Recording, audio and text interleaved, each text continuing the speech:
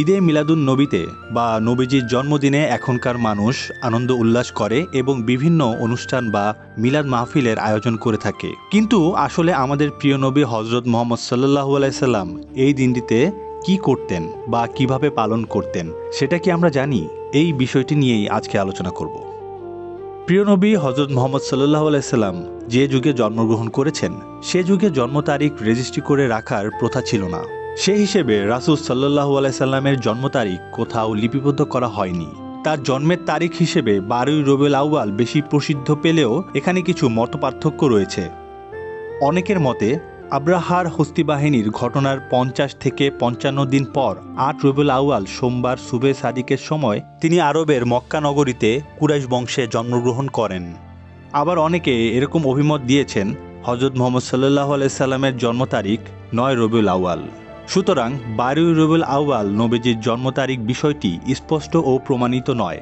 তবে এই তারিখে তার ওফাত বা ইন্তেকাল হওয়ার ব্যাপারে কারো মতবিরোধ নেই, কেননা ততদিনে তিনি বিশ্বনবী হিসেবে গোটা বিশ্বে আলোড়ন সৃষ্টি করেছেন। তাই মানুষ গুরুত্বের সঙ্গে তার ওফাত দিবসের তারিখ স্মরণে রেখেছে এবং ইতিহাসের পাতায় তারিখটি ঠাঁই করে নিয়েছে।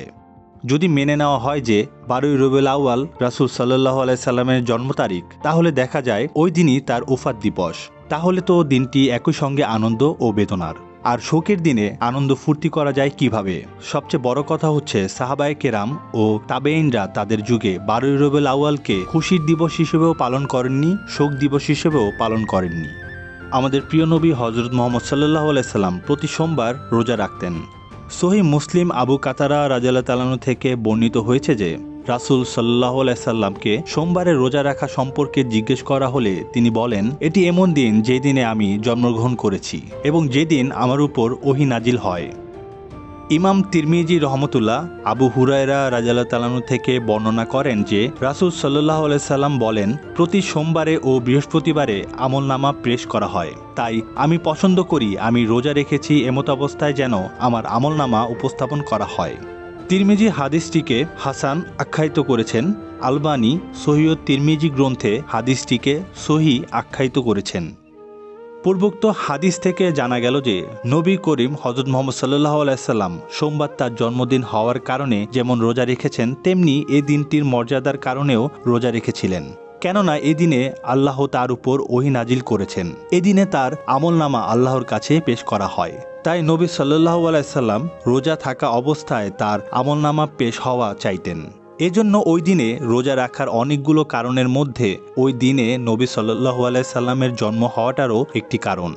সুতরাং যে ব্যক্তি নবী সাল্লাল্লাহু আলাইহি সাল্লামের মতো সোমবারে রোজা রাখতে চান, এর মাধ্যমে ক্ষমার আশা করেন, আল্লাহ তার বান্দাদেরকে যে সব নেয়ামত দিয়েছেন সেগুলো শুকরিয়া আদায় করতে চান, যে নেয়ামতগুলোর মধ্যে সেরা নেয়ামত হচ্ছে নবী সাল্লাল্লাহু আলাইহি সাল্লামের জন্ম ও তার নবুয়ত, এবং সেই দিনে ক্ষমা প্রার্থীদের অন্তর্ভুক্ত হওয়ার প্রত্যাশা করেন, তাহলে এটি একটি ভালো আমল এবং নবী সাল্লাল্লাহু আলাইহি সাল্লামের সুন্নাহর সাথে সামঞ্জস্যপূর্ণ।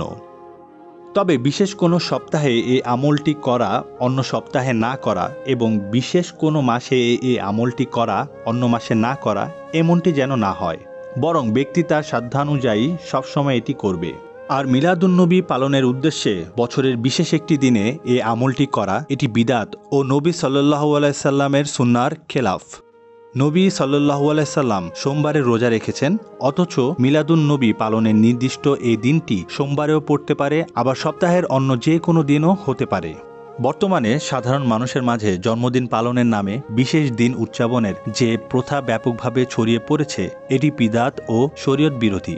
ঈদুল ফিতর ও ঈদুল আজহা ছাড়া মুসলমানদের আর কোনো উৎসব নেই।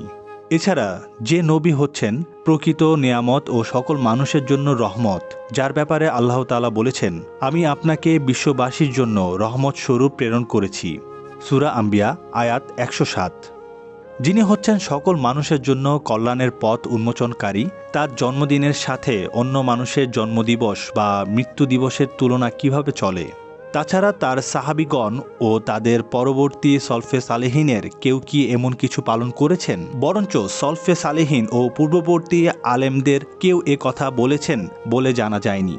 বরঞ্চ সলফে সালেহিন ও পূর্ববর্তী আলেমদের কেউ এ কথা বলেছেন বলে জানা যায় না যে সপ্তাহের বিশেষ একটি দিনে কিংবা মাসের বিশেষ একটি দিনে কিংবা বছরের বিশেষ একটি দিনে রোজা রাখা কিংবা সে দিনটি উদযাপন করা শরীয়তসম্মত। যেহেতু নবী সাল্লাল্লাহু আলাইহি সাল্লাম সপ্তাহের যে বারটিতে জন্মগ্রহণ করেছেন সেই বারে অর্থাৎ সোমবারে রোজা রাখতেন। যদি এটা শরীয়তসম্মত আমল হতো তাহলে পূর্ববর্তী আলেমগণ ও নেকির কাজের অগ্রগামী ব্যক্তিগণ এই দিনটি পালন করতেন। যখন তারা সেটা পালন করেননি, কাজেই জানা গেল যে এটি নবপ্রচলিত, এটি পালন করা যাবে না। হাদিসবিদরা লিখেছেন, সোমবার মহানবী সাল্লাল্লাহু আলাইহি সাল্লামের জন্মের দিন হওয়ায় প্রতি সোমবার রোজা রাখা মুস্তাহাব। সুতরাং উপরের আলোচনার আলোকে বলা যায় যে আমাদের প্রিয় নবী হযরত মুহাম্মদ সাল্লাল্লাহু আলাইহি সাল্লাম ঈদে মিলাদুন নবীতে বা তার জন্মদিনে বিশেষভাবে জন্মদিন পালন করেননি। এমনকি পরবর্তী সাহাবীগণ, তাবেঈনগণ এবং আল্লাহর প্রিয় বান্দাগণ ঈদে মিলাদুন নবীতে বিশেষভাবে এই দিনটি উদযাপন করেননি। আমাদের প্রিয় নবী হযরত মুহাম্মদ সাল্লাল্লাহু আলাইহি সাল্লাম এই দিনটিতে রোজা রাখতেন, অর্থাৎ প্রতি সোমবার তিনি রোজা রাখতেন। আসুন আমরা সঠিক সুন্নাহর অনুসরণ করি, নবীজির আদর্শ আমাদের জীবনের প্রতি ক্ষেত্রে বাস্তবায়ন করি। নবীজির জন্মদিন পালনের সোমবার এবং 12 রবিউল আউয়ালে রোজা রাখি। নিজেদের জন্মদিন পালনে আমরা আল্লাহর শুকরিয়া জ্ঞাপন করি, গুনাহ মাফ ও হেদায়েতের দোয়া করি।